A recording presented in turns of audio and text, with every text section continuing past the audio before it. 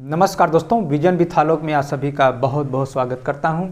और आज की कक्षा में हम लोग पढ़ रहे हैं समाजवाद, जो Uttar Pradesh TGT, PGT, GIC की कक्षा के लिए प्रिपरेशन के लिए बहुत महत्वपूर्ण है।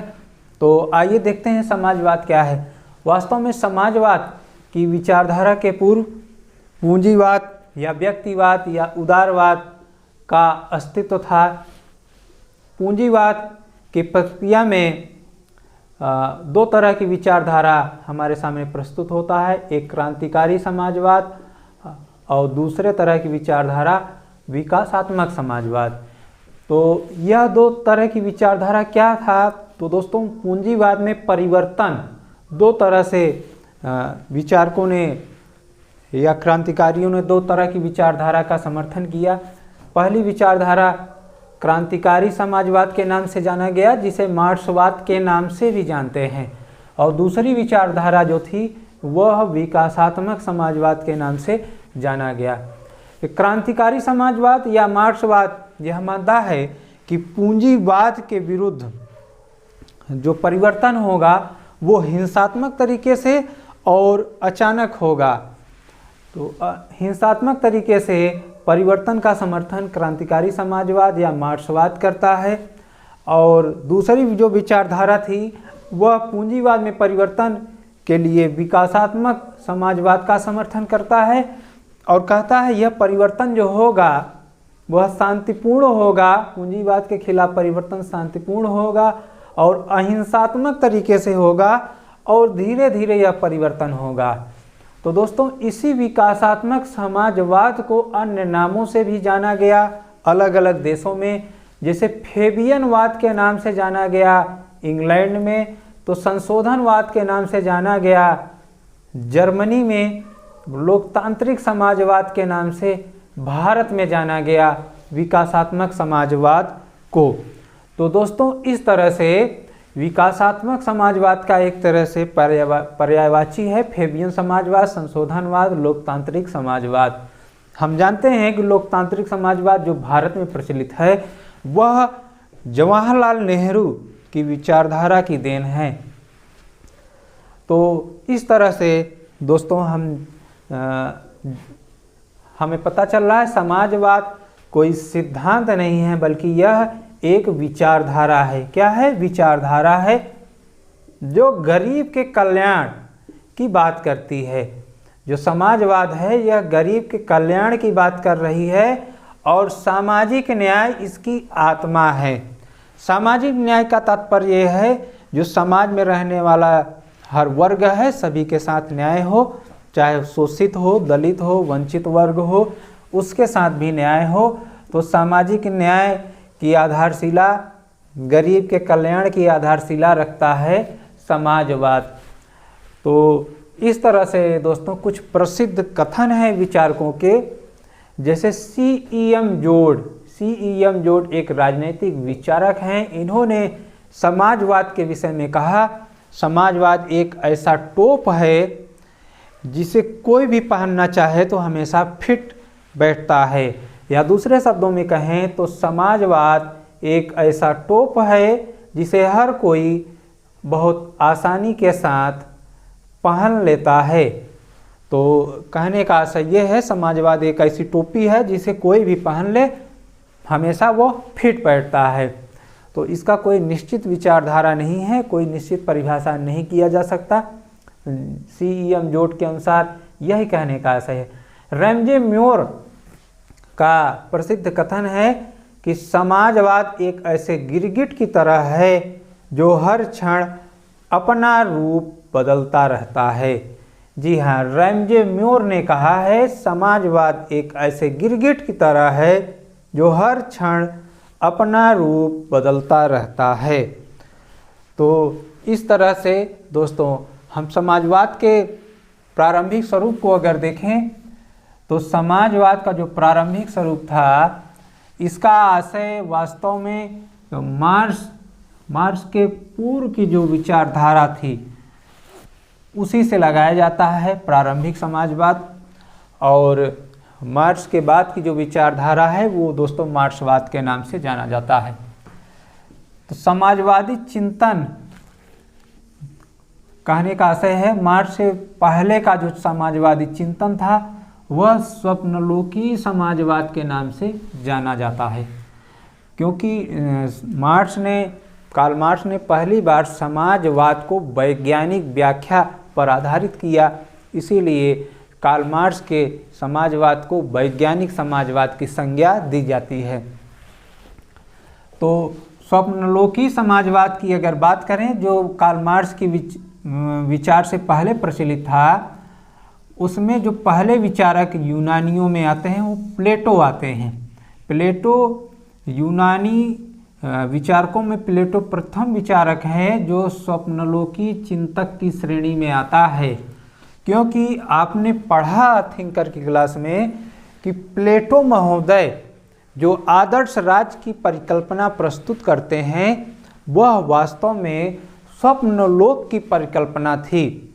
प्लेटो के गुरु सुकरात को जब यूनान की लोकतंत्री सरकार ने जहर देकर मार दिया तो उनके परम शिष्य सुकरात के परम शिष्य प्लेटो इस कार्य में जुट जाते हैं कि एक न्यायप्रिय शासक, एक न्यायप्रिय राजा कैसे स्थापित बनाया जाए, एक न्यायप्रिय राज्य कैसे बनाया जाए, एक आदर्श राज्य कैसे बनाया जाए, इसी परिकल्पना में प्लेटो महोदय जुट जाते हैं। इसीलिए इन्हें पहला स्वप्नलोकी चिंतक की संज्ञा दी जाती है।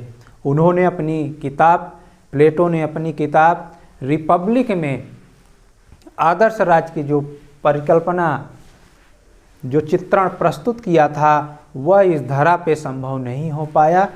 तो इसीलिए दोस्तों उन्हें पहले स्वप्नलोकी चिंतक की संज्ञा दी गई। और अन्य स्वप्नलोकी चिंतकों में जिनका नाम आता है Thomas More, Charles Fourier, Saint Simon, Robert Owen, ये ऐसे समाजवादी चिंतक हैं जो काल्पनिक समाजवाद की आधारशिला रखते हैं। तो टॉमस मूर जो काल्पनिक समाजवाद के प्रबल समर्थक थे, इन्होंने यूटोपिया नाम की किताब लिखी थी। इसी तरह से चार्ल्स फ्यूरियर आते हैं, सेंट साइमन और रॉबर्ट ओवन का नाम आता है। ये नाम आपको याद रहना चाहिए। अगर आप एक गंभीर प्रतियोगी हैं तो इन नाम को अवश्य ही याद रखना चाहिए, क्योंकि यहाँ से आपको फंसाने के लिए पूछ सकता है कौन सा विचारक स्वप्नलोकी समाजवादी चिंतक की श्रेणी में नहीं आता है, उन्हीं में कार्ल मार्क्स का नाम दे देगा। तो आपको सही आंसर का चुनाव करना होगा। दोस्तों संशोधनवाद एक विचारधारा है। इसका जन्म जर्मनी में हुआ और इसके जनक एडवर्ड बर्नस्टाइन महोदय माने जाते हैं, जिसे मार्क्सवादी संशोधनवादी भी कहा जाता है या कहलाता है। इन्होंने वर्ग संघर्ष, ऐतिहासिक भौतिकवाद और अतिरिक्त मूल्य के सिद्धांत को नकार दिया। किसने? बर्नस्टाइन महोदय ने।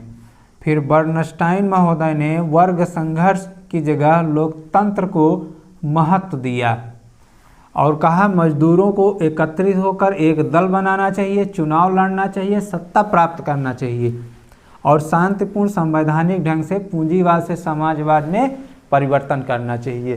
तो इस तरह से बर्नस्टाइन महोदय शांतिपूर्ण अहिंसात्मक तरीके से समाजवाद को स्थापित करने की बात करते हैं, पूंजीवाद में परिवर्तन की बात करते हैं।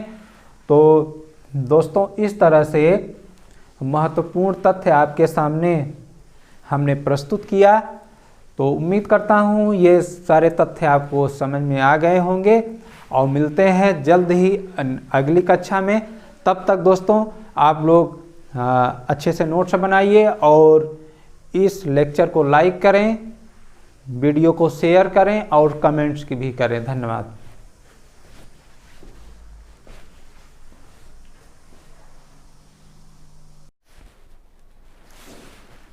दोस्तों फेबियनवाद जो विकासात्मक समाजवाद का एक स्वरूप है, यह वास्तव में एक ब्रिटिश विचारधारा है जिसका जन्म ब्रिटेन में हुआ था और यह फेबियनवाद डेविडसन की छत्रछाया में कुछ लोग एकत्रित हुए और फेबियन सोसाइटी का गठन किया और इसका नाम फोडोमोर ने सुझाया था। फेबियन सोसाइटी का नाम फोडोमोर ने सुझाया था, जो वास्तव में रोमन सेनापति फेबियस के नाम पर पड़ा। और इस फेबियनवाद की विचारधारा में दोस्तों इस गुट में बुद्धिजीवी और मध्यम वर्ग के लोग थे। किसी परीक्षा में पूछा गया यह सवाल था कि फेबियनवाद में किस वर्ग के लोग थे, तो बुद्धिजीवी और मध्यम वर्ग के लोग फेबियन समाजवाद में ये लोग थे। और इसका उद्देश्य क्या था? फेबियनवाद का उद्देश्य था संवैधानिक ढंग से और शांतिपूर्ण तरीके से पूंजीवाद से समाजवाद की स्थापना करना। जिस तरह से मार्क्सवाद असंवैधानिक तरीके से, हिंसात्मक तरीके से और एकाएक पूंजीवाद को उखाड़ फेंकना चाहता था और वैज्ञानिक समाजवाद की स्थापना करना चाह रहा था, उससे विपरीत चलते हुए फेबियनवाद मानता है कि संवैधानिक तरीके से शांतिपूर्ण ढंग से पूंजीवाद से समाजवाद की ओर अग्रसर हुआ जाए। और फेबियनवाद जो शब्द है दोस्तों, इसके जनक के रूप में सिडनी वेब का नाम प्रसिद्ध है। वेरी इंपॉर्टेंट लाइन, फेबियनवाद के जनक कौन हैं? सिडनी वेब महोदय हैं। और यह फेबियनवाद भूमि और पूंजी को अन्याय असमानता का सबसे प्रमुख कारण मानता है और कहता है जो भूमि है, पूंजी है, इनको निजी संपत्ति न मानकर राष्ट्र की धरोहर मान लिया जाए। इस तरह से दोस्तों फेबियनवाद राष्ट्रीयकरण का समर्थन करता है। उत्पादन के साधनों का राष्ट्रीयकरण, भूमि और पूंजी का राष्ट्रीयकरण की बात फेबियनवाद करता है। और फेबियनवाद ब्रिटिश संविधान में अटूट विश्वास करता है। साथ ही मिश्रित अर्थव्यवस्था में भरोसा जताता है और फेबियनवाद लोक कल्याणकारी राज्य में विश्वास प्रकट करता है। साथ ही स्थानीय स्वशासन और नगर पालिका के शासन में भी अटूट विश्वास फेबियनवाद करता है। और दोस्तों एक छोटा सा चार्ट है जो पहले भी पढ़ चुके हैं कि पूंजीवाद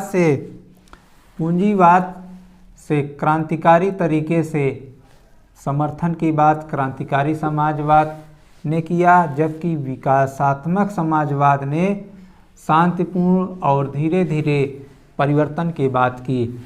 इस विकासात्मक समाजवाद की आधारशिला अनेक देशों में भिन्न नामों से रखी गई, जैसे संशोधनवाद के रूप में एडवर्ड बर्नस्टाइन ने प्रस्तुत किया जर्मनी में, तो फेबियन समाजवाद के रूप में सिडनी वेब ने इंग्लैंड में प्रस्तुत किया। इसीलिए सिडनी वेब फेबियन समाजवाद के जनक भी माने जाते हैं। और लोकतांत्रिक समाजवाद के रूप में भारत में नेहरू जी ने इसे प्रस्तुत किया, विकासात्मक समाजवाद को। तो इस तरह से देख रहे हैं हम लोग विकासात्मक समाजवाद अनेक देशों में दूसरे नामों के रूप में प्रचलित हुआ और वह प्रसिद्ध भी हुआ। तो दोस्तों इस तरह से हम समाजवाद के विकासात्मक समाजवाद को हमने समझा, फेबियनवाद को समझा।